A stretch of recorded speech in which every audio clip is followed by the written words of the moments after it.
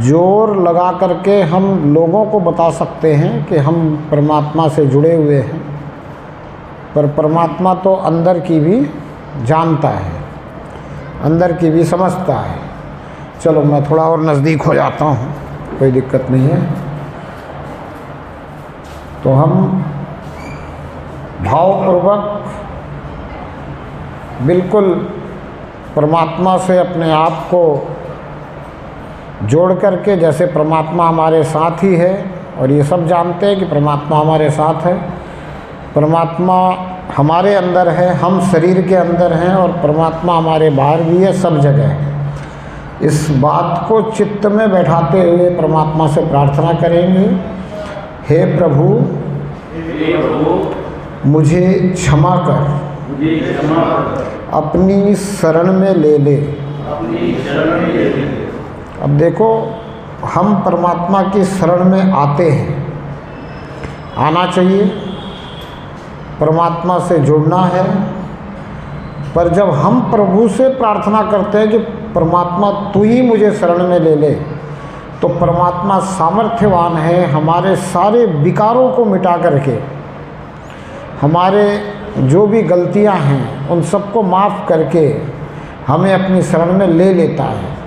और जब परमात्मा शरण में ले लेता है फिर जीवन आनंदित रहता है। शरण में लेने का मतलब है कि परमात्मा ने हमारी अंगुली पकड़ ली। अब परमात्मा जिसकी अंगुली पकड़ ले उसको कोई किसी भी प्रकार से दुख क्लेश हो सकता है क्या? नहीं हो सकता। तो इसलिए कोशिश, प्रार्थना भावपूर्ण हो कि प्रभु मुझे तू शरण में ले ले, मेरी अंगुली पकड़ ले। तो शब्दों का महत्व नहीं होता, भाव का महत्व होता है। परमात्मा भाव देखता है। तो भाव से ये प्रार्थना है कि हे प्रभु मुझे क्षमा कर, अपनी शरण में ले ले, जो तू चाहता है हमसे वो करवा ले। अब परमात्मा अंगुली पकड़ ले तो जैसे चलाए वैसे चलना चाहिए। अब परमात्मा ने अगर हमें चलाना शुरू कर दिया तो जीवन में जो सबसे अच्छा होना चाहिए वो होना शुरू हो जाएगा। जीवन में जो सबसे अच्छा होना चाहिए वो होना शुरू हो जाएगा। क्यों? क्योंकि हम करेंगे तो अच्छा करेंगे, बहुत अच्छा करेंगे, पर हमें पता ही नहीं है कि हमारे जीवन में सबसे अच्छा क्या होना चाहिए। यहाँ बैठे हुए सभी सज्जन वृंद, मातृशक्ति, कोई भी ये तो जानता नहीं कि हमारे इस जीवन में सबसे अच्छा हमें क्या करना चाहिए। हमें में से किसी को पता नहीं है, पर परमात्मा को पता है। परमात्मा तो सब जानता है कि अगर ये मेरी शरण में आ जाए और ये मुझसे प्रार्थना करे कि प्रभु जो तू चाहता वो करवा ले मुझसे, तो फिर मैं इससे सबसे अच्छा करवा सकता हूँ। परमात्मा को पता है कि आपके जीवन में सबसे अच्छा क्या हो सकता है। परमात्मा सामर्थ्यवान है। परमात्मा के सामर्थ्य पर शंका न करते हुए हमें नित्य ये प्रार्थना हर पल परमात्मा से करनी चाहिए कि हे प्रभु मुझे क्षमा कर, अपनी शरण में ले ले, जो तू चाहता है हमसे वो करवा ले, और मुझे ऐसी दृष्टि दे कि तू मुझे हर पल दिखाई देने लगे। अब देखो, संत महात्मा बार बार समझाने की कोशिश करते हैं कि अगर आपको ये पता चल जाए कि आपके साथ में हमेशा परमात्मा है तो आप क्या करोगे? आप हमेशा इस बात से डर करके कर्म करोगे कि परमात्मा कहीं नाराज ना हो जाए। जैसे हमारे साथ में अगर हमारे माता पिता हों, हमारे अभिभावक हों, तो बचपन में हम ऐसा करते थे, जब माता पिता, कोई हमारा शिक्षक, कोई आचार्य अगर हमारे साथ होता था तो हम अपना व्यवहार अच्छा रखते थे, हम कर्म अच्छे करते थे, हम वो बात रखते थे जो अच्छी लगे गुरुजनों को, आचार्य को, शिक्षक को, माता पिता को, हमारे संबंधियों को, हमारे बुज़ुर्गों को, हमारे बड़ों को अच्छी लगे वो बात करते थे। तो अगर हमें ये पता चल जाए कि परमात्मा हमारे साथ में है तो फिर हम क्या करेंगे, जो परमात्मा को अच्छा लगता है वो ही करेंगे जीवन में। तो इसलिए ये अंत में प्रार्थना कि प्रभु मुझे ऐसी दृष्टि दे कि तू मुझे, मेरे लिए दृश्यमान हो जाए, तू मुझे दिखने लग जाए। अब दिखने लग जाए तो फिर परमात्मा साथ में है, ये तो सबको पता है। यहाँ जो भक्त बैठे हैं, मुझे लगता है कि सबको ये अनुभव होगा कि परमात्मा तो हमारे साथ है। जिसको ये अनुभव हो जाता है कि परमात्मा साथ है, वही परमात्मा की चर्चा को सुनने के लिए सारे काम छोड़कर भी आ जाता है। वो फिर ये सोच के आ जाता है कि करने वाला, करवाने वाला तो परमात्मा है, हमारे साथ में है, मेरा काम तो परमात्मा करता रहेगा, हो जाएगा। मैं परमात्मा के विषय में कुछ जानकारी और बढ़ा लूँ ताकि मेरा विश्वास और बढ़ जाए।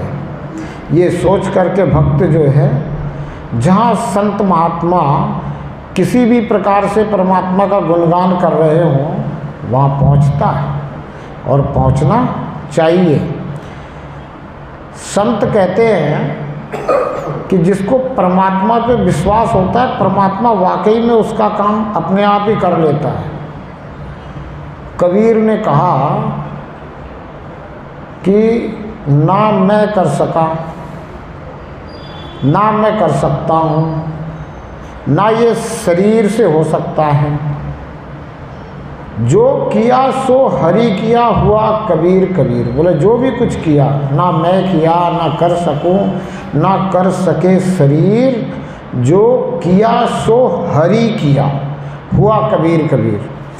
तो इसके पीछे एक ऐसी कथा है जो संत हमेशा सुनाते हैं, और शायद कबीर के जीवन में वो कथा घटित हुई है कि संत कबीर, जैसे आप हो ना, आप सभी संत हो, गृहस्थी संत हो।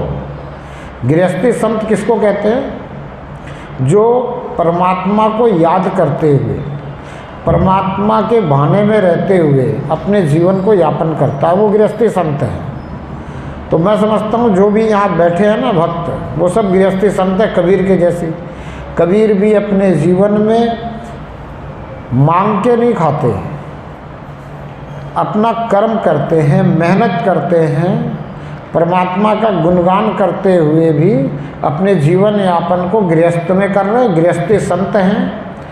अब वो संत जो है अगर परमात्मा से जुड़ गया है तो बहुत ऊंची बात, बहुत अच्छी बात और बहुत ही सच्ची बात करने में सक्षम हो जाता है।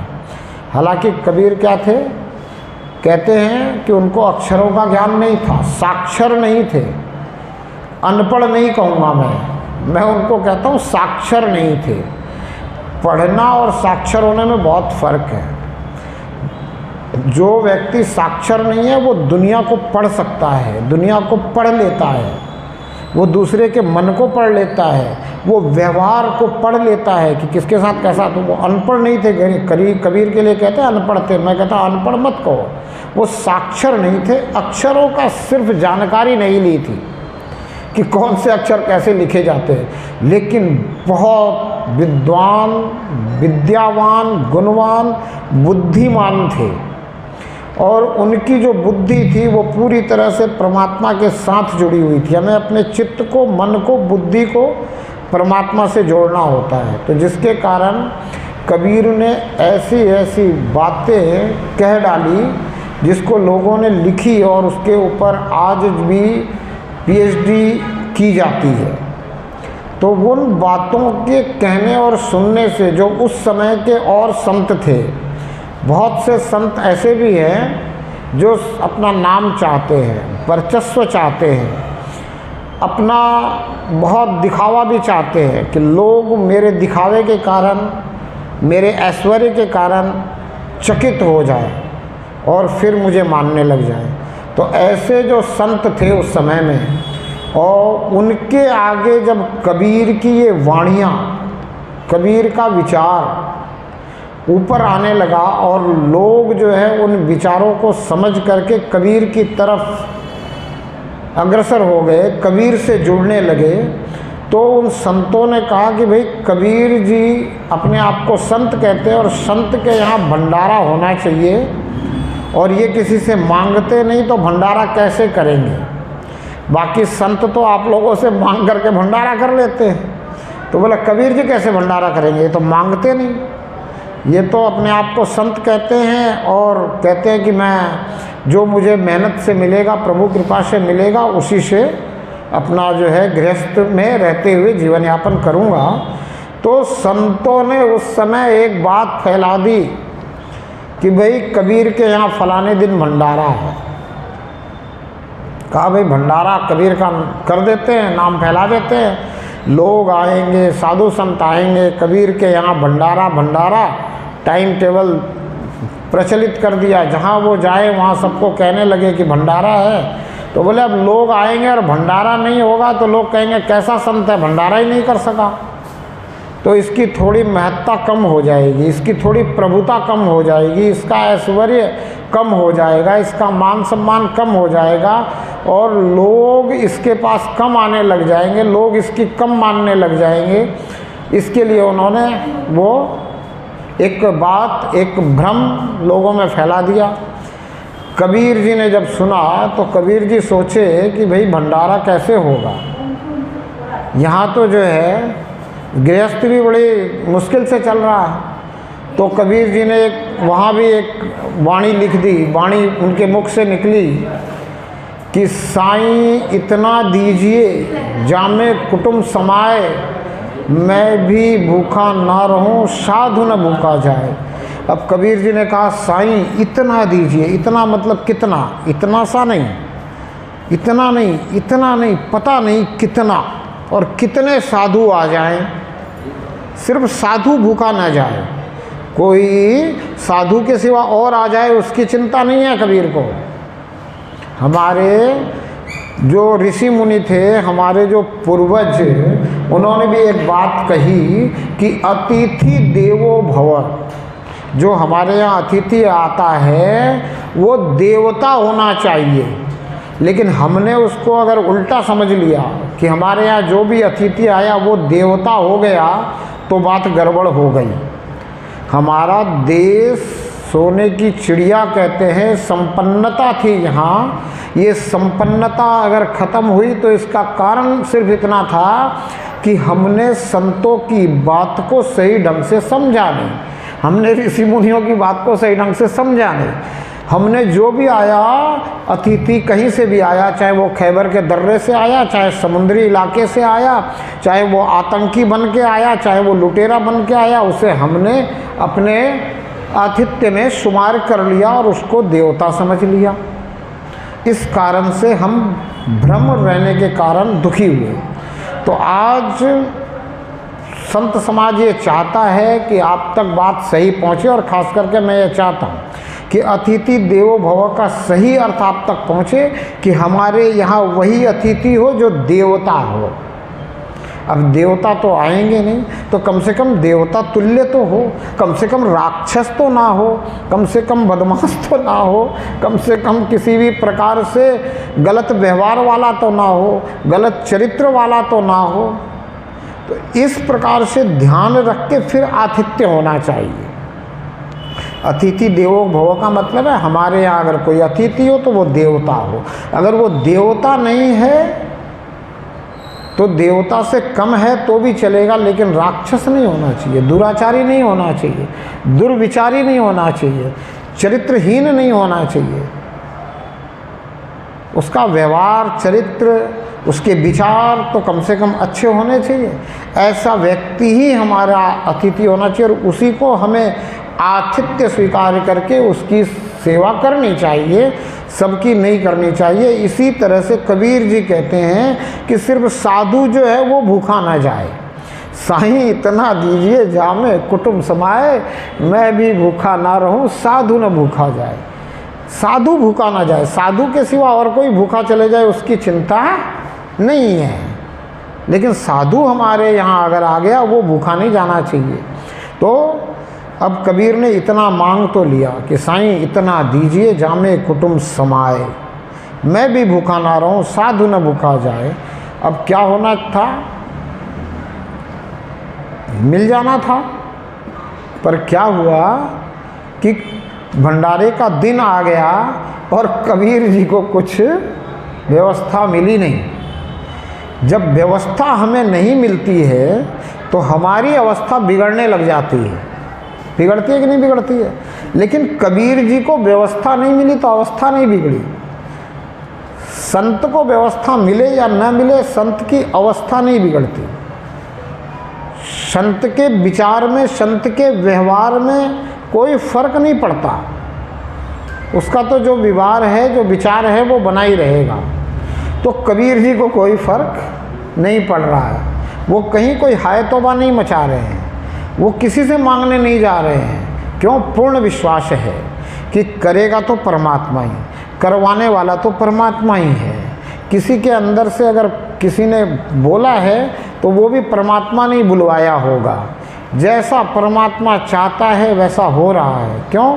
क्योंकि वो पूरी तरह से परमात्मा के भरोसे है, परमात्मा पर उनको विश्वास है और परमात्मा के सामर्थ्य पे उनको शंका नहीं है।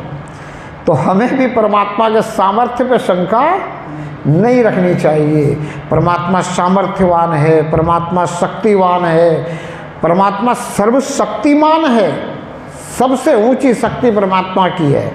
और हमारे से अगर कोई थोड़ी सी ऊंची शक्ति वाला, ऊंची पावर वाला, ऊंची पहुंच वाला, ऊंची पद वाला होता है तो हम उसे कहते हैं कि आप तो हमारे से बहुत ऊपर हो।